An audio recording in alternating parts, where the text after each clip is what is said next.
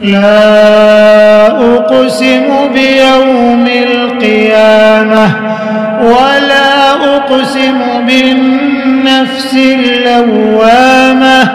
أيحسب الإنسان أن لن نجمع عظامه بلى قادرين على أن نسوي بنانه بل يريد الإنسان ليفجر أمامه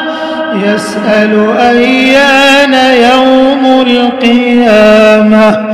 فإذا برق البصر وخسف القمر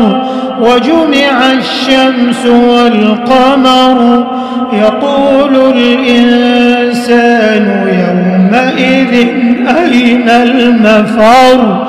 كلا لا وزر إلى ربك يومئذ المستقر ينبأ الإنسان يومئذ بما قدم وأخر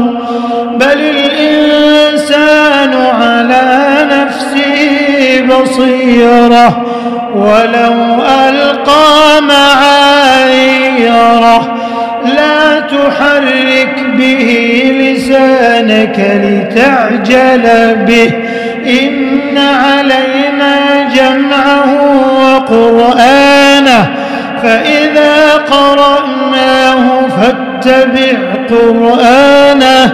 ثم إن علينا بيانه. قارئ